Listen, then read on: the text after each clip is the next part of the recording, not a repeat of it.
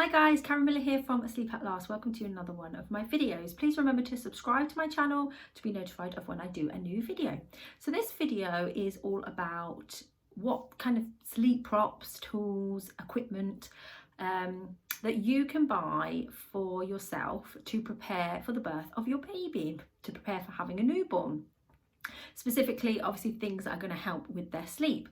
I thought it would also be useful for people who perhaps know somebody who is about to give birth and would like to give them a gift. And what are the kind of key things that you can get them that you know will actually have a difference, make a difference to their experience with their newborn and specifically their sleep. So the first thing I always say, and the first tool I always come back to, is swaddle. So there are loads and loads and loads of swaddles on the market. There are zip up ones, there are wraparound ones, there are just multiple different varieties, ones with hands up, hands down, hands out, hands in.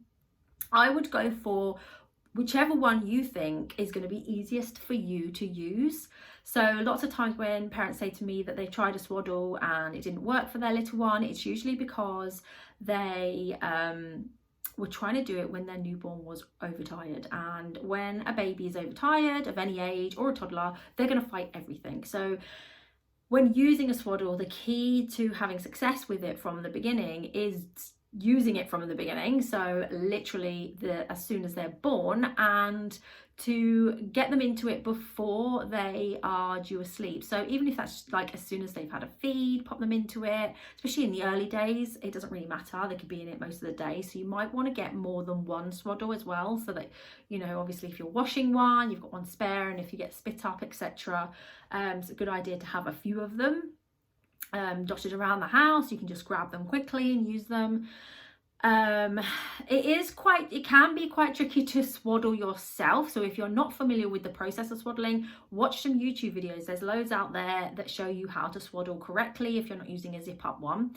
And if you're not sure which one to get, again, shop around, look at reviews, speak to your friends and family, see what they use, what was right for them, because everybody has a different brand that they like. Personally, for me, I really like the Love to Dream swaddles.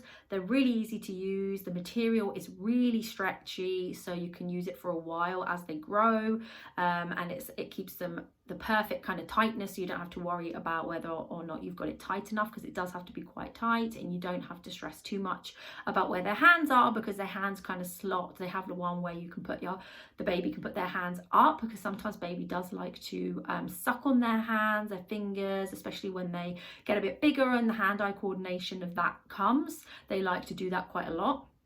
And then in terms of like how long you can use a swaddle for, you can use it for as long as they're not rolling. So as soon as they start to roll, you would start to remove the swaddle, because it is no longer safe. And babies can roll at very different ages. They can roll as soon as 4 months, or it can be right up until they're sort of 6 months before they're rolling. So it's a real different situation for everybody. But you can use it for the whole of the newborn times, and you can use it for all sleep, so naps as well as night sleep. And it's a really, really good product to have, and really helps trigger the calming reflex. It helps them to avoid waking themselves up with the Moro reflex, which is that startle thing that they first do when they're born. It helps replicate the feeling of being cuddled, so that you don't find yourself in the position where you're having to hold them for all sleeps for the first 12 weeks, and helps you to get them down in the crib quite nicely, because they're all snug as a bug and warm after their feed. And it's just I cannot promote it enough. So please make sure that you use a swaddle, is the first thing that I wanted to say. The second tool, prop, whatever you want to call it, that I recommend is white noise. Again, there's loads of white noise machines out there. Do your research, find out which one is right for you. It doesn't really matter as long as it can turn it up quite loud. It does have to be at least 60 decibels in order to have the desired effect. White noise just gives the baby something to focus on. Like there's a lot of stimulation going on with a newborn baby, with a small baby. There's a lot of developments going on in their brain. So this just helps, again, calm them down, give them something to soothe them, and make it more likely that they will drift off to sleep. If you don't have white noise, you could just switch a hairdryer on, but obviously it's a bit harder to keep that on all night long. And with white noise, you do want it to be running for the duration of their sleep, so you don't really want to be switching it off. So yeah, it has to be something ideally you're comfortable with as well, because for a newborn, obviously they'll be sleeping in your room, so it has to be something that you will, you'll be used to listening to as well. And there's also various apps on your phone that you can use. You don't have to buy an actual machine. And this is a great thing, again, like the swaddle, that you can take with you if you're away from home and when you're traveling. And again, white noise can be used for as long as it's effective, which is usually roughly the first few months of baby's life. It usually wears off its effectiveness after about 6 months old. And then another great tool as well is a blackout blind. So having the room dark is really going to help with the production of melatonin. So when a baby is older than 3 weeks old, they start producing their own melatonin, and to help them increase that hormone, which is the sleepy hormone that we want to be high to encourage us to sleep, we want to have the room as dark as we can, and blackout blinds and blackout curtains are a great way to achieve this.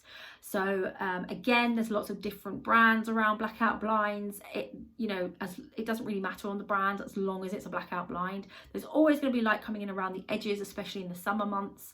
If that is a real issue for you, for example, if you've got a south facing window and it is just still really bright, you might want to consider doubling up on the blackout blind and blackout curtains.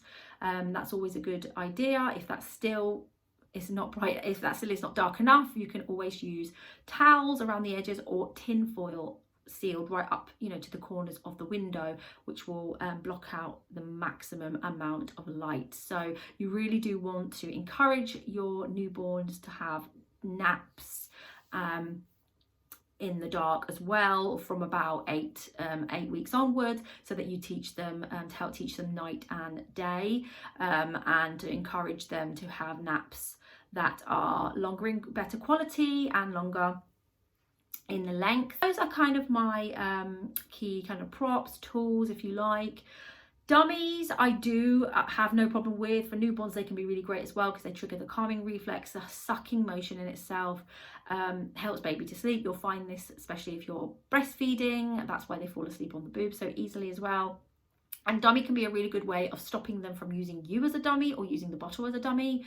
What I would say about dummies is, after you've given it to them initially, don't then keep replacing it, because then you might end up doing the dummy run when they get a bit older. And yeah, but other than that, they are really useful to have, especially for a refluxy baby. And my top tip with dummies, if you don't want to continue using them long term, is to have ditched them by about 16 weeks, so they don't then become an association and they don't then become an issue. And obviously the older they get, the harder it is to remove the dummy, so it's totally up to you. Some people are happy to continue with it, in which case you'll be waiting till they're about 7 or 8 months, before they're actually able to replace it themselves.